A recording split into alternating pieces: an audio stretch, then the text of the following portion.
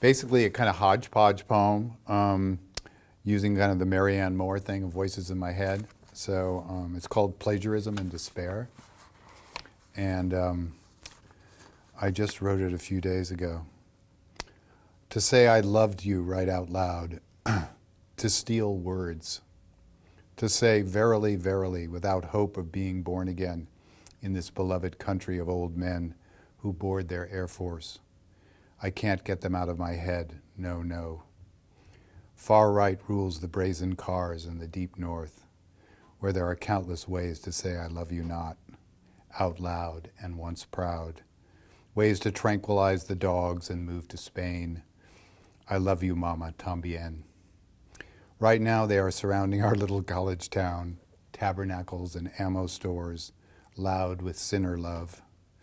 We got to get out of this place, away from these animals, loud bears that maul our garbage cans, kids who shoot to kill. I wanted to give you just a little bit more time. Surely our love would grow. But then the vetoes from the right, the maskless plague, the useless vote. I cried out loud in the middle of the Beatles when I read the news today, oh boy, about the children dialing 911. I did love you once. All right, welcome to Poets in Montana. That was Casey Charles, opening up with quite a lot of stuff in that baby. What's the title of that again? Plagiarism and Despair. Plagiarism and Despair. Because most of the lines are from songs or poems. Right, exactly. It's just chocked full of great references. Right. So. Well, I guess to begin with, maybe a little background business, and I don't, and I know you're. Are you still working? No, I'm retired from the Department of English here in UM. Right. And I'm spending half my time in Palm Springs, well, pretty much half, and half time up here. Okay. Yeah. And you were the Shakespeare scholar and queer studies at the university? Yeah, I did Shakespeare, queer studies, law and literature, and I've written a couple of novels. Later in my career, I kind of moved out of the essays on Shakespeare world and moved into the creative side. Yeah. Whether they wanted me to or not. Very cool. Yeah. So, well, when did that kind of start? I mean, is Bloodwork the first creative publication? Yeah. Okay. No, I had a other chapbook from Finishing Line, but then I Controlled Burn, and then I wasn't Finishing Line, but I've forgotten the name of the publisher, and then I got the Bloodwork. Chapbook, and then Zicatella. Yeah, Zicatella. Yeah, which is thanks Foothills Press. So. Yeah, exactly. We have a connection. With we have a Foothills connection Press. there. Yeah. And I just finished reading it again last night. Just took the journey again, and we'll get into that a little bit.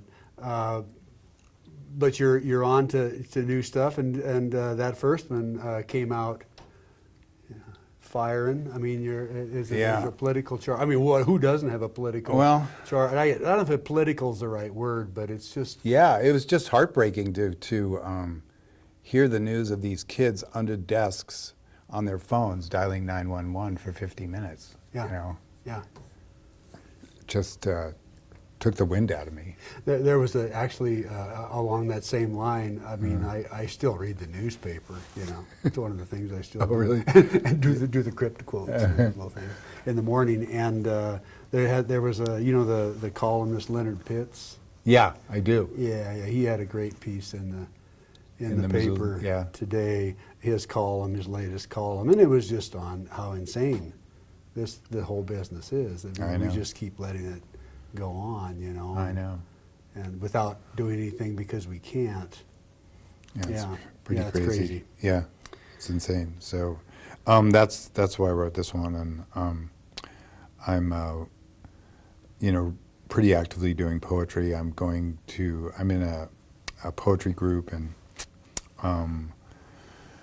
we meet once a month with new poems and stuff like that. Right. A lot of great sound in that last poem too. I think you got a good ear for for poetry. Yeah, no, was really happy when you got the job or the honor of, because I remember talking to Bob Baker, who's one of our professors, who I think you had as Bob Baker. He is the professor of literature. Well, I mean, he was for me. Because, when I went back. No, you got an MFA there, too, right? Yeah. Yeah. And he comes up to me in the hall. He goes, "Look at that Mark Gibbons. He's a pretty good poet. He's not just a popular poet. He's got a little bit of Ginsberg in him." And he's going like, "I'm really surprised by him." So, and ever since then, I've kind of followed your work quite a bit. So. Yeah, Bob. Because Bob's a highbrow. He's not highbrow, but he's into Paul Celan and all of these kind of really. I went into his classes, and of course.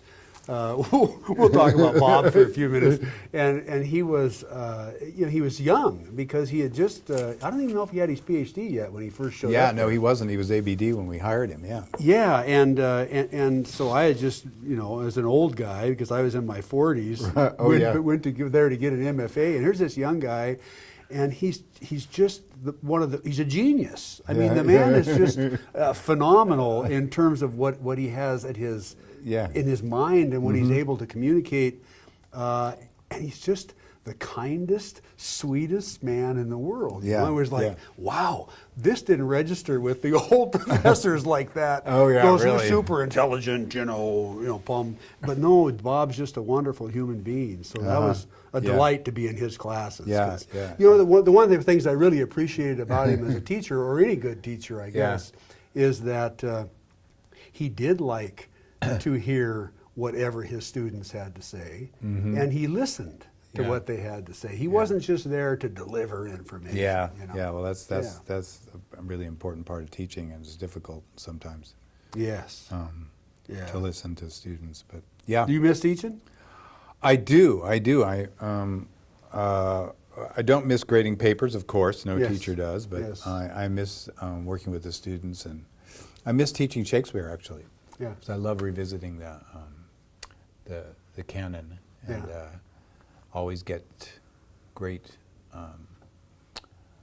language inspiration by reading Shakespeare. Right. Did you see that latest Macbeth thing that Joel Cohen did? I watched part of it. Yeah. The acting was pretty bad, but the black and white stuff, the features were kind of cool. Yeah. He wanted to remake Macbeth. Yeah. Right. Yeah. I watched that. Denzel Washington was in that. Right. Yeah. Well, do you want to? Do you have anything in regard to that, or anything you want to read? Well, I don't have another poem. Yeah, I have. We could go back to the beginning, or I could just move back in time with you. Whatever you feel comfortable. Okay. I have some Montana poems because whatever. So we're here in Montana, and so this is called Dear July, which I wrote this last year, and it's a poem to July.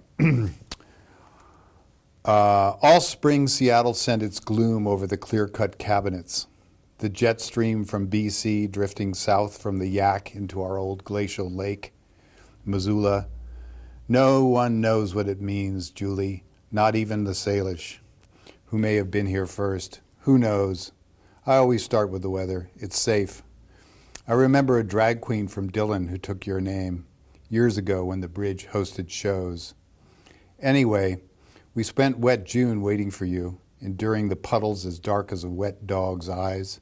Julio, we thought you'd never get here, to our little old college town, full of boarders and birders and barking cattle dogs, as smart as stoned freshmen who called Shakespeare Old English. Don't get me started.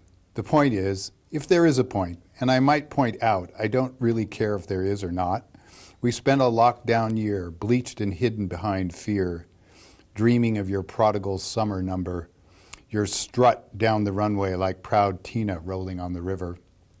Those calves. Don't distract me, Julie, you bitch.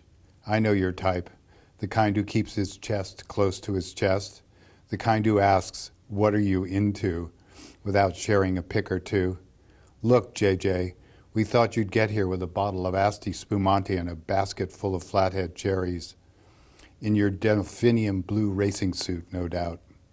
We were hoping to see you in the Beartooth with your new fly rod, hooking brookies and grinning like a screaming teen on a water slide.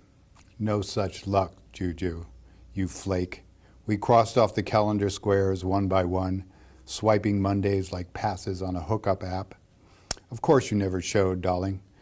Too busy setting fires in Idaho, smoke and mirrors, all you ever were, cheap jewelry from Target. Honey, can't you spare us a float down the South Fork? A weekend getaway, perhaps? Squeeze me in, at least, just the two of us, and that moose chasing our skinny dip down Salmon Lake. 3 days is all I ask. I'll bring my jet boil and the two-man tent. Right. Nice, nice. So that's kind of a...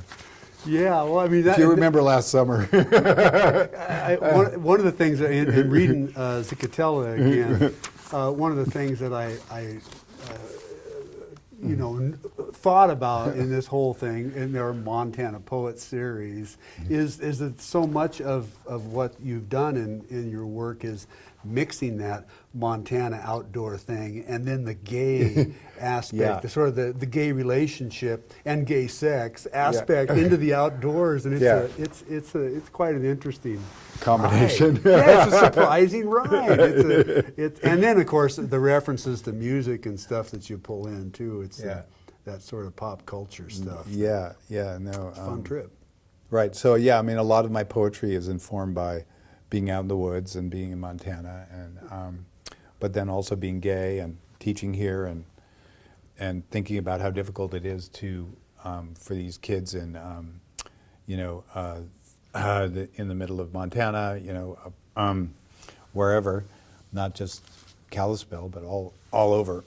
How difficult for them to we were speaking of Drummond. Yeah. I don't want to name any names, but it's difficult for kids, and they come to the university, and I've taught a lot of them, and a lot of them go off to Seattle, and so I'm very much been influenced by their experience as well.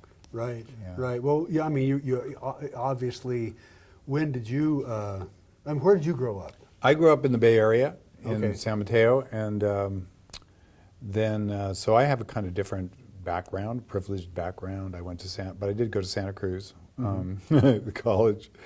So that had some influence because no grades and lots of craziness going on then. Right, right. But then I ended up here in '94 out of grad school. I was a lawyer for a while in the Bay Area, and then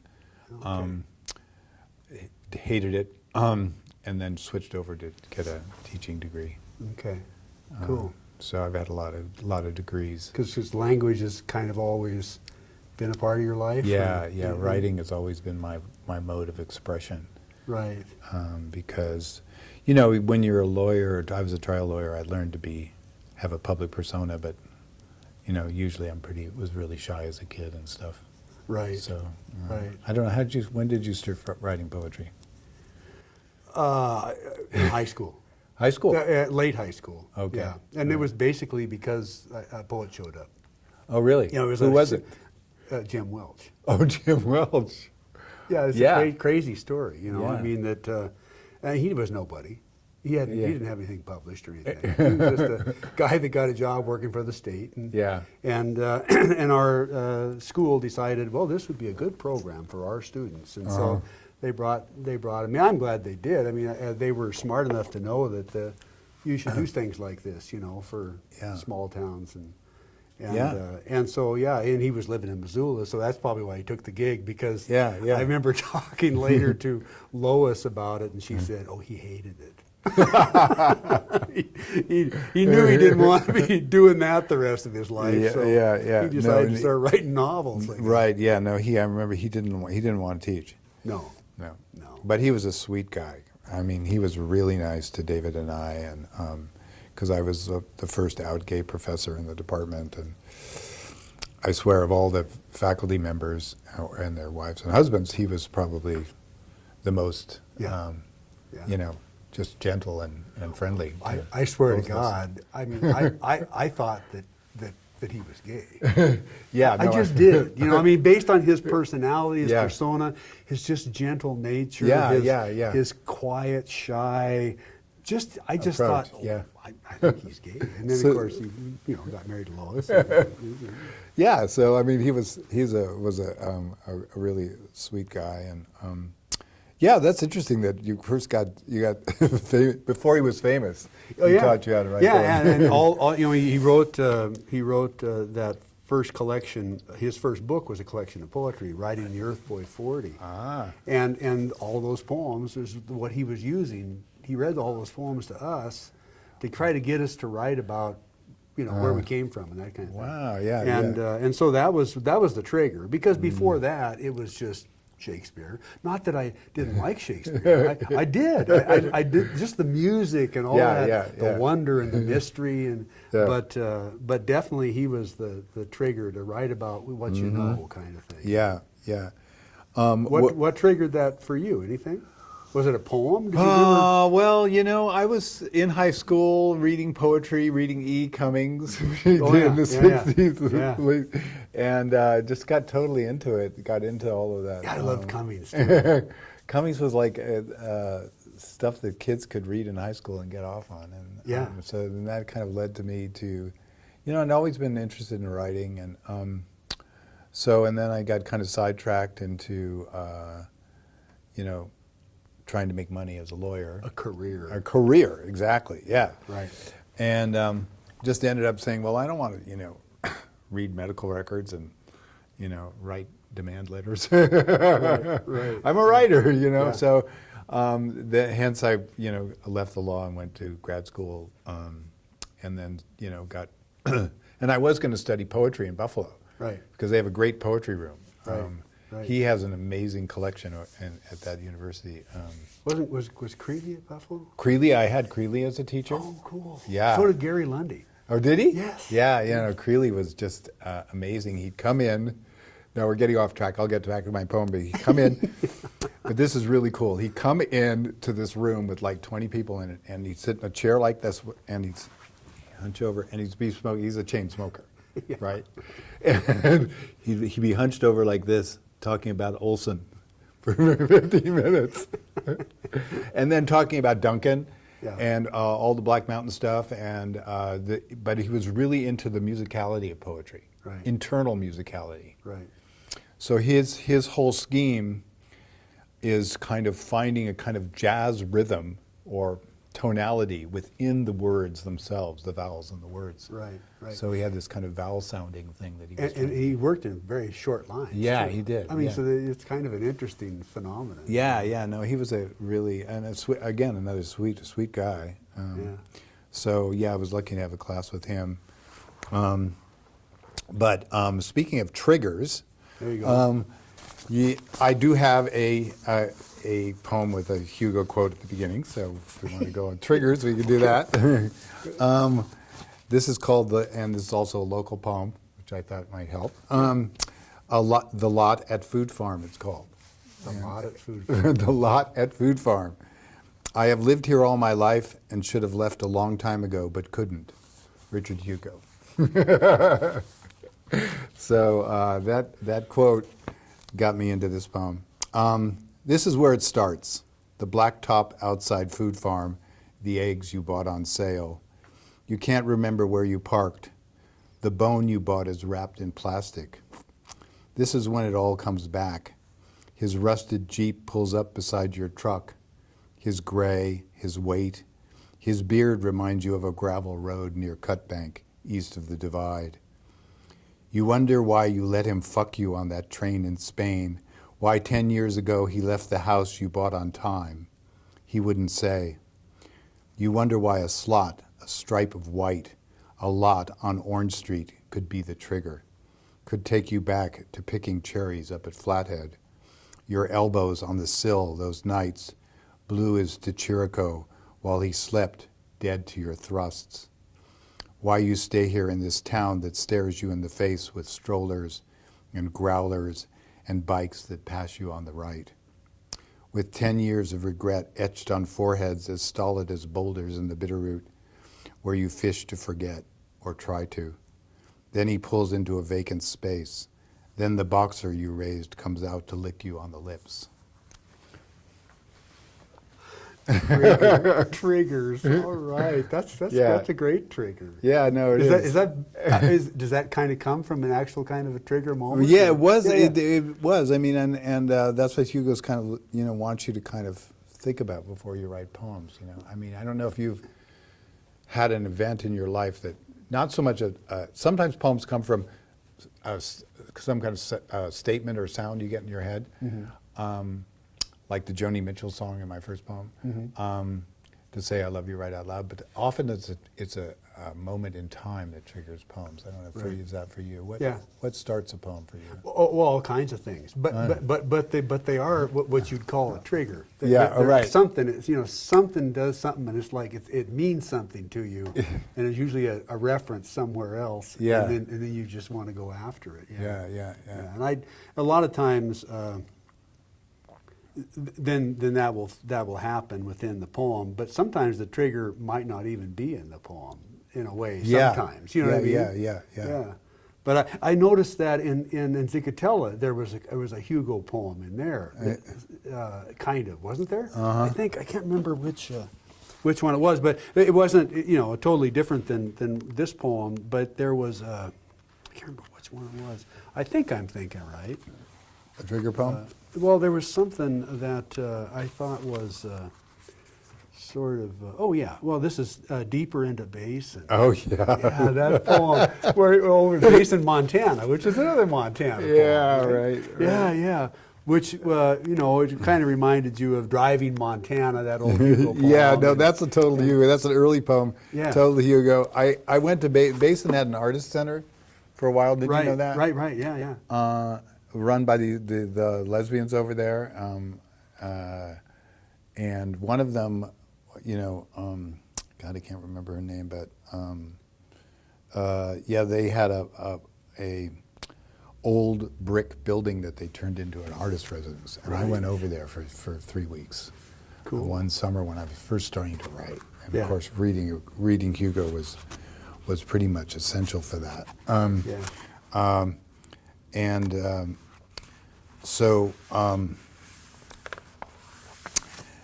I mean, who was the Poet Laureate before you? Melissa Kwasny. Miss Kwasny. Yeah, She Melissa. lives in Jefferson, Yeah. and her partner is part of that group that started the Marsman. Yeah. And her partner ran for office but lost. But so I went over there and hung out, and so I read that. Do you want me to read that one? Sure. Okay. That sounds like a good one to read. All right. Okay. Where is it? It's toward the end. Deeper into Basin, page 60. Oh my God, 60 pages of poems. Who would have thunk it? So this is an early poem after Richard Hugo. It's like it's a kind of mimicry, but it's kind of fun. Deeper into Basin. Why buy a double wide in this depression on the highway from Butte to Helena? 4 lanes of blacktop, levied and cycloned, skewer the river. What's left of it? Semis go 80 a stone's throw away. Like living on a runway in a barrel, your ears filled with friction. The nearest gas 10 miles north, a truck stop stocked with corn nuts. You wonder why this town's still on the map. The gold's gone, smelted or sent to Wales, abandoned shafts boarded up, quartz veins remain, poor man's El Dorado. For most motorhomes, the Merry Widow, a health mine, has hookups. 5 days of radon could cure what ails you. Sign spans the gulch like a surprise party, slung across pines, welcoming arthritis. There's nowhere else to go, not much left here. The Silver Saddle serves drinks to bikers. Hirsute and fat. Pizza place has gone downhill. New owner, stars and stripes in the window. Pickups parked outside. Ranch dressing on iceberg wedges. Most are just passing through, on their way to float or fish, build a trophy home near Bozeman, reclaim a mine with peat moss. Some just lost. Locals hang at the high note beside an old stone home, eat scones and quiche with the girls, handsome dykes. Breyer and Nan and MJ carved out their track 10 years back, started the artist refuge in the Masonic Temple. Now turpentine and tortured brushes fill the space. New Yorkers. These girls have scrambled eggs and talk. These girls serve scrambled eggs and talk about fires mostly. Up Jack Creek, 10% contained. Parched lodgepoles, bark infested with beetles. Forest thick as a full pegboard. A truck of illegals headed east to pick beets. Smoke opaques the slopes of the bowl, stings ducks, erases contours. A stage 2 alert in Deer Lodge, ready to ignite August, a state on fire. Dry lightning, drunk campers, and arson out to see his name in print. And dogs. Down Main Street, St. Bernard's lumber like they own the place. Poodle named Jake flits around like a gay waiter. Could use one out here where men curl bills and drive three-wheelers. Sex looks best in the mirror. Teens in tank tops ride two to a bike through gap-tooth alleys full of dusty Rottweilers and beer cans. You stay inside, read Rust, Rex flower faded on brick. You're a refugee, a grasshopper eating mullein, yellow as you lurch, a wooden bird amid the marigolds. You don't belong, the lark who banged the pane, too stunned to eat white bread. Your only friend a hummingbird who left when the sweet water dried up.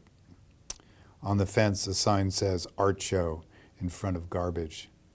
Beyond burnt siding and the red roof, aspens shimmer through indefensible space. Winds shift the heart-shaped leaves. Yours beats fast before the plain man, thin and suspendered, sleeves rolled, on the road with his broad-rimmed brood. You wonder what he thinks of your pumped calves, your lifted wrist and smile. Will he shun you? Could you take him down to the Boulder River, across a white quartz field to the deep pool where you cast your line and field trout pull? If you asked, would he hike with you? Hop stones, smooth, warm, anchored in rapids where fish hide, wily and stressed. Join you on the granite where you lie naked? Would he swim with you in the churn, stick his head under the falls, spread his arms, long and white, against the current? That's a great poem, man. Is it? Yeah, that was one of my earliest poems. I think it's a great poem. Yeah, I do. I just say, it's just such a huge landscape. You just paint so much. It's kind of a Hugo poem in a way, You've been to Basin? Oh yeah. And Boulder? Yeah. Haven't been to the radon mines. Oh yeah, right. It's crazy. People still go there. Yeah. I swear they go. They pull their trailers in there, expecting to get cured. Yeah.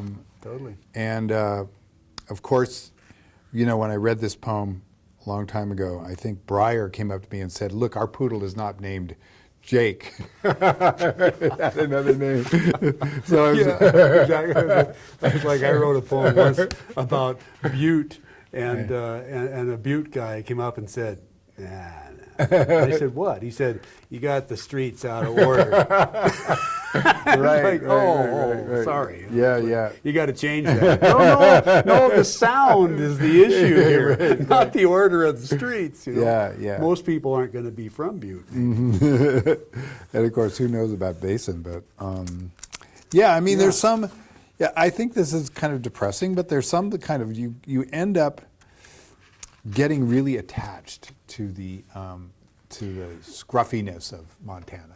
Well, it begs the question: how the hell did you end up here? Or why did you come here? I mean, in a way, if you're from the Bay Area and you're gay, it's like that's a safe zone, right? Mm-hmm. In a way, how do you wind up in Montana? Yeah, at the University of Montana, because there's a job. Yeah. Okay. Pretty much because there's a job, because I like backpacking. Yeah. I love the outdoors. Right. And you have to learn to live here. But then there's you got to learn to live here. Right. And, with the conservative, because it's predominantly a conservative mindset in rural Montana, Yeah. where all the backpacking and fishing and all that happens, you know. Yeah, no, that's it's so true. I mean, we were in the Bob, and we came across this horse pack because there are lots of, and this guy on a horse came out without a shirt. He's got all these people from California behind him, and we're hiking up the trail, and he comes up to me and goes, "Where are you from?" "Missoula." And he goes, "Go Grizz." Yeah. You're going, okay. So, yeah, no, you get, it's a kind of a weird convergence of contradictions for me and here, and, you know, so. Well, life is too, I think, in general, probably, right? I mean, Yeah. and more so for anybody who is outside of whatever that white bread norm may be, you know, whether it's color or gender or whatever it may be. I know. It's but you know, I mean, I've been here since '94, so, and I think I'm going to still be coming back here. Did you spend a lot of time in Palm Springs? I've been spending time in Palm Springs, and but it gets hot around May. Yeah, 100 something. Unlike Hugo, you are able to leave. Yeah, right. That's right. Of course, you're probably older than poor old Dick. You know, he didn't. He went out too early. And when did he go out? I think. Did you have him? Well, I was in a class, and but I didn't. I wasn't there very long. Okay. I dropped out of school. Oh yeah. And you know, part of it was intimidation. I mean, a lot of that, I think, because, you know, I grew up in a small town. Yeah. In a sort of a way that I was intimidated by the university. Even when I was in my 40s, I was still intimidated by the university. It's just, you know, or crowds of people. And you kind of go, this is comfortable, but crowds are not all that comfortable for me. Or classrooms. I always sat in the back row. Where am I? What am I doing? But so I was kind of really intimidated in that class in the, you know, mid 70s. I was, you know, in my early 20s, and so I just said, "Ah, to hell with this. I'll drop out." And then years later, I went back to him again because I'd always catch him at readings and stuff like that. I loved his work, and I just loved his manner. But I was intimidated to be in the class. I bet, yeah. And so years later, I went back to him with a stack of stuff and showed it to him. And you know, and he looked at it and looked over, you know, that V forehead. Yeah, like, right. Thought like I was from Mars. Or you know, he told me, he said, "Well, there's only one problem I see here. It's just not poetry." So I went home and continued to write unpoetry well, for years, right? That's your style, and I think it's really, you know, it comes out of actually it's kind of more of a San Francisco tradition. If you think about it, it is a beat tradition. Your work comes out of a beat tradition. Yeah, I mean, I did dig the beats. Yeah, of course, you know. And I mean, that's really its strength because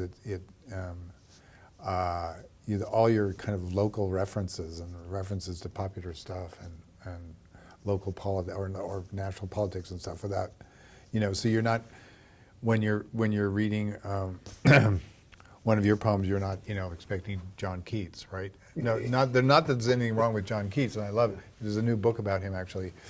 But so it's a different style of poetry, but it's got its own rhythm, you know? Yeah, well, I don't think we can't escape our own rhythm. That's I true. don't think. Yeah. But I, you know, I like to sample all kinds of stuff. You know? So I keep reading all kinds of different stuff, and I think that influences us somehow. It kind of keeps us maybe honest, so we don't write exactly the same poem over and over again, just maybe 4 or 5. Well, yeah, no, that's the first poem I read was an experiment in trying to tap into the voices inside of us that are actually come from outside of us. Right. You know, I mean, so much of what we think comes from songs, movies, parents, you know. Right. And we assimilate it. Yeah. But That's one of the things I like about poetry, I guess, Yeah. is it's a place where you can dump everything. Right. Everything's in consciousness can Yeah. be dumped in it. Yeah, It that's doesn't even true. have to make sense. half There's a the certain time. freedom there, right? Yeah, totally. Um, I picked up a book by Tony Hoagland. Yeah, you I know. like him. Yeah, and this is a book on poetry or whatever. It's on voice. Yeah. But he talks about voice and what that's all about. You know, I mean, you can't exactly teach someone how to have voice, but you can point out what people do and different things they talk about, the different things they throw in, like voices, conversations, music, all those kinds of things that people put in create a different style of voice. And so I think those are all interesting. I think my voice has developed into this kind of angry rant a little bit, or a kind of Sign of the invective a little bit, because this Deeper into Basin is written in iambic, pentameter. They aren't rhymes, but they're all 10 syllables, because I was just imitating Hugo. Right. Specifically. 5-beat line. 5-beat line. Yeah. And I've since kind of forgotten about that and just tried to find a voice. Yeah. Yeah. Well, read us one. Okay. So the latest.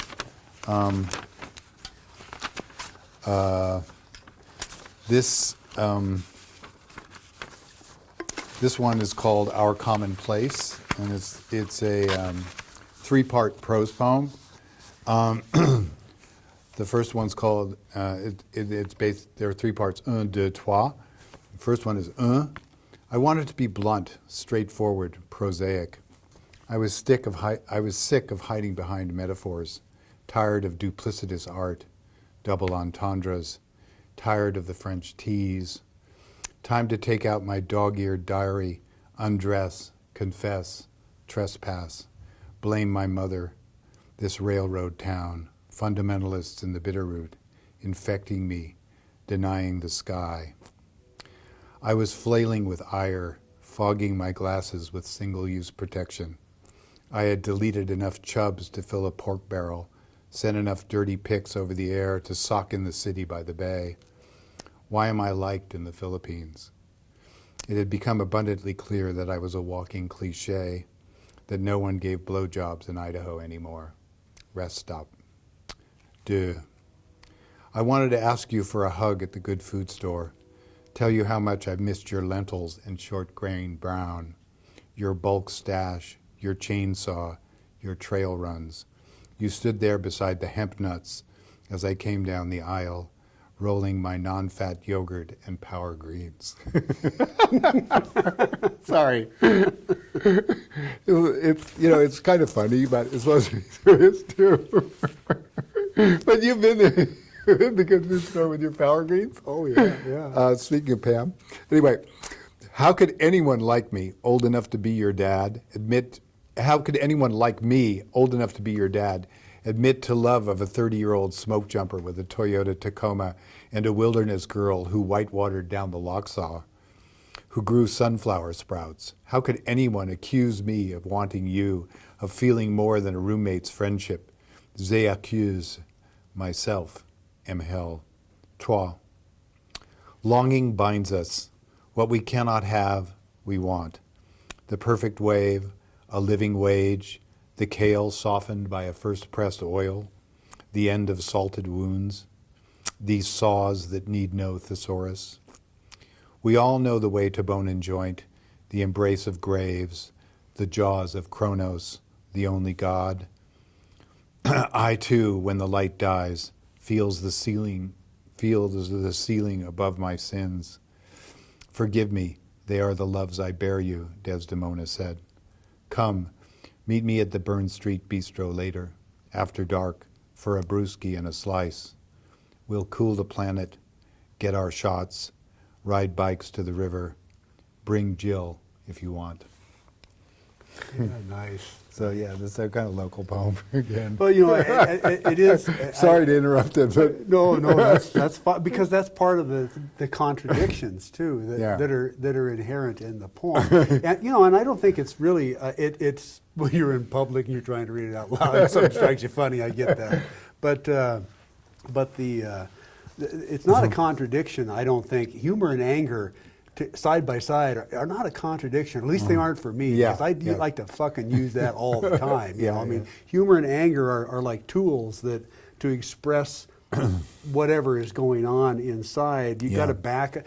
Anger is going to kill you. It'll poison you eventually. Yeah. But no one can deny it, right? Right. So the humor saves you. You keep going back and forth. And Right. I find that in my own stuff. And Sure. I think, I do too. I read it and I think, oh, that's probably not going to, people are probably going to think, what is that guy, crazy? It's like what he's doing there, and, you know, all that sort of mixing your metaphors. Yeah. And all those rules you're never supposed to do in a poem.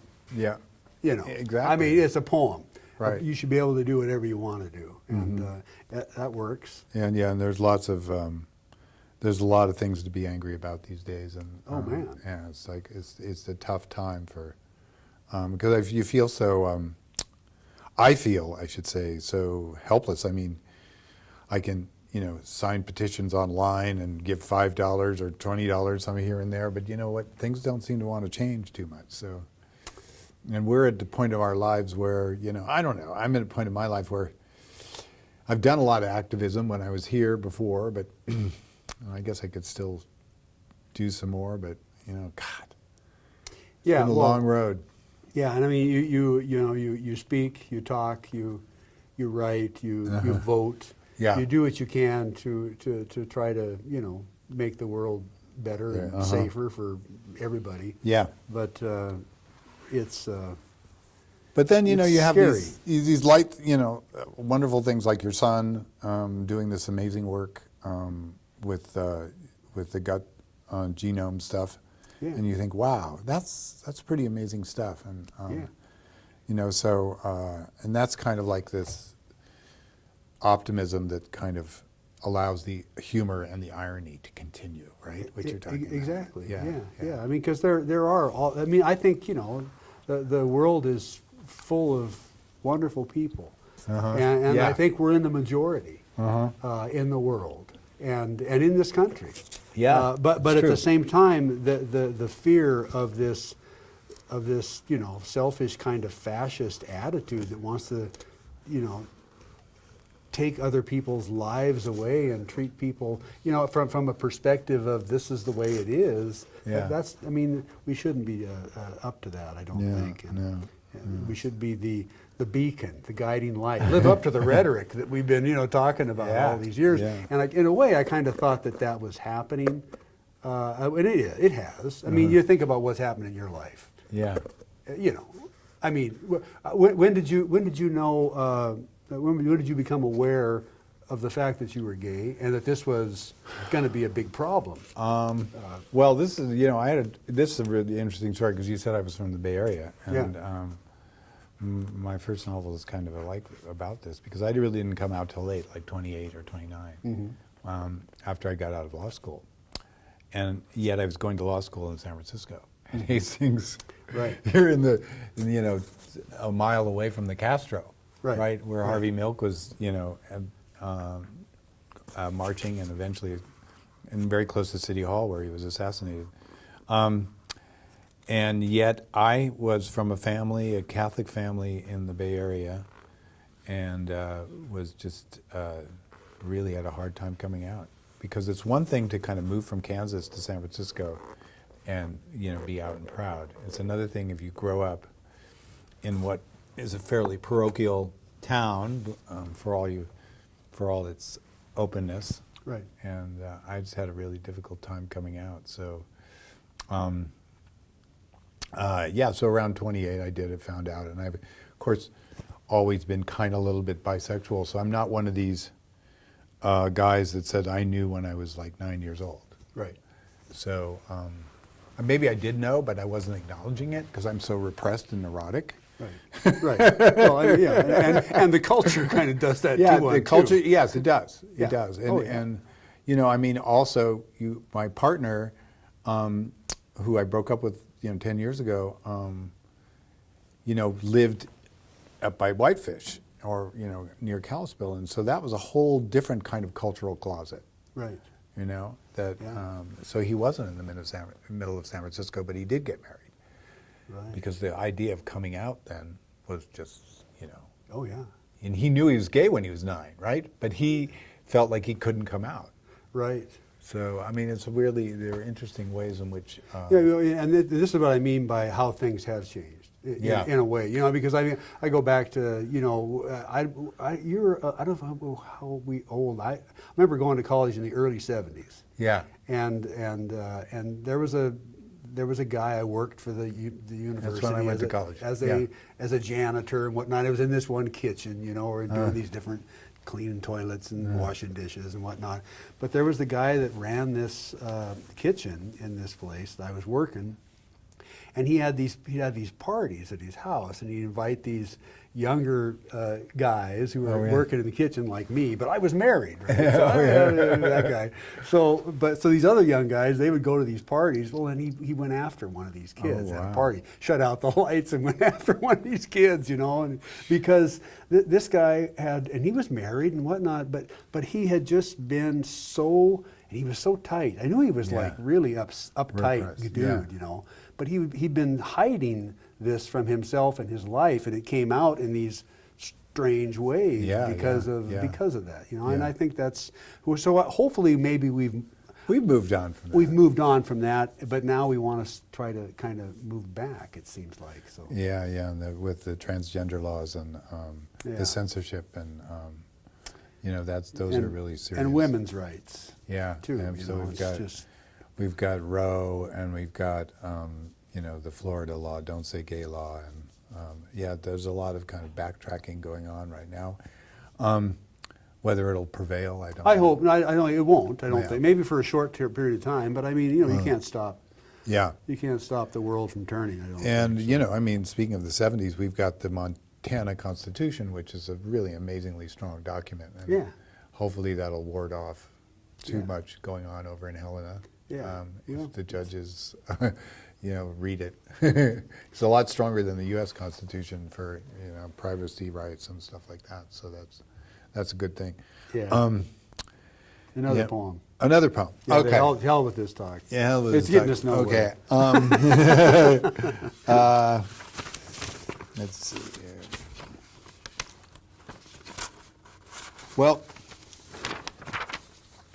this one, again, is in this kind of way of kind of getting into what I'm thinking about, because I love Plath, okay, and I love confessional poetry, and I know a lot of people like Baker don't like it, but because Plath is actually fictional confessional poetry. So it's confessional, but then she goes off on these kind of like Daddy's a Nazi kind of thing, right? Daddy wasn't a Nazi, but in her poem it all of a sudden. So I'm kind of into that mode a little bit. With this one, it's called Slumper. This ain't no Bambi. This ain't no happy ending. I found this bad penny in my office with an ice pick and a grimace.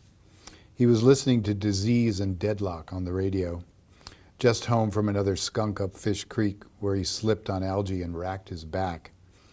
His knee was swollen and his shoulders turned his torso into a yoke, an amphitheater where Hamlet's soliloquies repeated like scratched vinyl. My nemesis wasn't in the mood for intercourse. How did he find me here? I wondered, heading down the hall to wash my hands, which weren't dirty, pretending to relieve myself of more than him, to no avail. I told Slumper a year ago in so many words to fuck off and die, but no was not an answer he was willing to take, unless he was talking to himself on the river trail under cottonwoods as they shed their pearls, which he ignored, yelling at his mutt to stop the hunt for fallen crumbs, for crying out loud, which he did on a regular basis. He was despised and rejected of men, his favorite Handel aria. He didn't wait for Christmas to tackle with his feeble countertenor. But Slumper was a man of sorrows. He was acquainted with Albie's leap from a Chinatown apartment. He sat in synagogues, listened to an elegy for his best friend dead from AIDS. He wasn't invited to the wake. He took it personally, even when it referred to an online journal that thought his story didn't fit. It could be a splinter, a forgotten birthday, a busy signal, a blowout on the road to Placid Lake. It didn't matter. He was addicted, Every siren pierced his ears. No Longfellow psalm, no lecture on interpolation, no amount of yoga or mushrooms could unfunk my slumber. We grew up near the Cliff House in the fog. We circled Rodin's Thinker at the Palace in the park. He spaced out in right field when he wasn't sitting on the bench. He closed his eyes at fastballs. His only wood a foul now and then. When he pulled a boner, picked off after a walk, his nickname came and stuck. He hid in the library reading Vonnegut. He wanted to be ironic, but turned red when it came time to make fun of Mr. Brown's toupee. He choked at tests, barely made it into state, mistook Jean for Grace Kelly, a Freudian slip his uncle took as a cue. Good old slumber, hanging out on our green pasture with Lucky, his three-legged shepherd. He had no friends. He didn't want them, or the Lord for that matter. I felt sorry for him, I guess. Let him tag along on my runs on Baker Beach. We rolled down dizzy fairways under the wind-shaped cypress, played cheap thrills until Janice broke our hearts now, baby.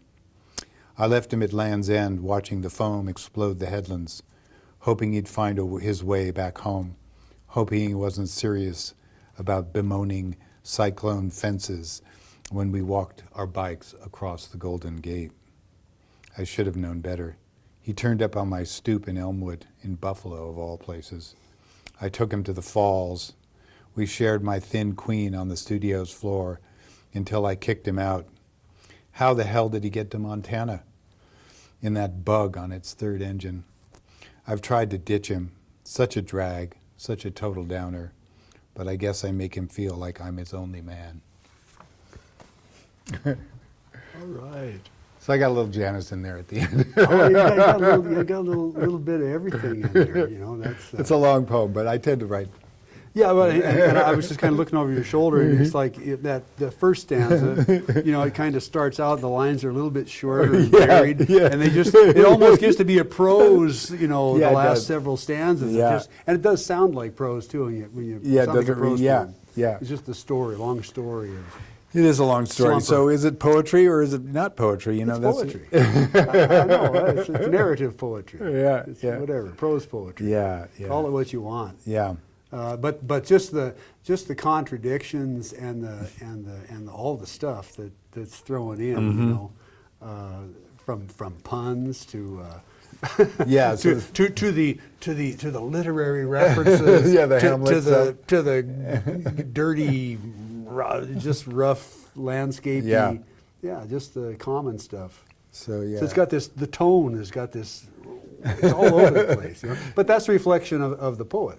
Yeah, no, that's kind of let myself go a little bit from the Basin poem, and am now kind of in a, you know, I did have written a lot of sonnets, and there are a lot of sonnets are in Zicatella, but I'm kind of,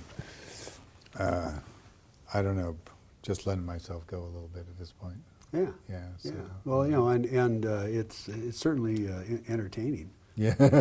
I think, you know, I mean, and that's the bottom line. Yeah, I was listening to the last one of these, not the last one, but the one I just saw recently that's out there for other people to watch, and we talked about that, about how, you know, poetry. We both agreed that Keitcha and I both agreed that poetry should be delightful and it should be an entertainment. Yeah, no, it should definitely. I mean, it should be fun to listen to and fun to read and just you know, kind of blow you away with its kind of craziness sometimes. Yeah, and all those reference points, just like the Basin poem, there's so many things for the mind to take off on. Yeah. And do their own thing. I mean, I think that's what we do when we read. You know, I mean, it's like. We love life to be like a perfect narrative, as in a novel, but of course the mind is just constantly, you know, getting lost and doing its own thing and writing its own story. It is, yeah. So so and part of this came out of this Jungian. I was working with a little bit, who suggested that you imagine yourself as someone else, you know, and so you find a part of yourself that you either like or dislike, and you turn that into a character, and then think about what that character would do, and so that as a way, kind of way to think about how you're acting in the world. And so Slumper became this kind of alter ego Casey, right. Right. who was and was not Casey. Right, right. So it's a really interesting way to go about thinking about poetry as right. kind of, especially the so-called, like what I call confessional poetry. I mean, so it's a way of kind of fictionalizing it. Yeah, yeah, and that must be what, because you've written a couple of novels, but I've written some short stories, but I've never been able to go into that kind of a. But once you've built a character and they exist, wherever they came from, which I guess they would all come from our alter ego in a way, but then they start taking on these. They're able to do things that maybe aren't necessarily, but they're from other things that you reference and pull in. I mean, sure, that's what writers do all the time. Yeah. I think there's a lot to be. I think Jung is. I'm a Freudian myself. I'm old-fashioned, not old-fashioned Freudian because I don't like his sexism, but I'm more of a Freudian than a Jungian because my work is on desire and in the Renaissance. That's what I did my dissertation on. So I'm really interested in the dialectic of love and desire. But there's some really interesting things that Jung does that for poets, I think. I find it's really anyway. I've just kind of discovered that. So I don't know. I could go back and try to find a sonnet for you or something shorter. Yeah, why not? Sure. Well, it doesn't matter. But do you have any idea? I mean, there is people have heard the Orb's Prayer, but that might be a good one to end with. Yeah, let's do it. I mean, because we're at that point probably where we need to stop. Probably say, gee, this was fun, but we run out of time probably. Yeah. And the Orb's Prayer is, I won an award for this. It's the only poem I've ever won an award for. But cool. But it's even though I wrote it a long time ago, it's kind of timely. So it's a takeoff on the Lord's Prayer, of course. But anyway, the Orb's Prayer, it's called. Deliver us from circles, from the chop of helicopters, dryers tumbling, and the out and back of garbage cans. Deliver us from potholes and boxers, averted eyes zeroing in on acoustic tile in a practice room, spit in the hole, sore throats and coated aspirin. Save us from stomachs distended, from paper routes and rinks, hamsters, the rut of hope and our fathers hallowed, our daily bowl of grape nuts and those spoons that speak to us from studied lines. Deliver us, oh please, from halos above platoons, orbits and coteries, circuits around stadiums, rides through sectored parking lots, rims of toilet bowls, mouths framing questions whose answers are assumed. Screw caps. Forgive us our gulps and guzzles, our dizzy beers, our delivered pizzas. Forgive us our circumvented revolutions. All right. Nice one to end on, man. Yeah. That's a fun one. So, yeah. The Orb's Prayer. So, yeah, this is kind of a... Well, it's been fun. This is a pleasure, man. I'm glad you decided to play. Yeah. Well, even if we weren't on camera, it would have been great to get together and True that. talk. I'm really glad you're doing great work out there. Well, this is nice that we're doing this. This is nice that this collection exists. So, yeah. So join us again next time and on Poets in Montana. This has been a visit with Casey Charles. Go out there and find a Casey Charles book.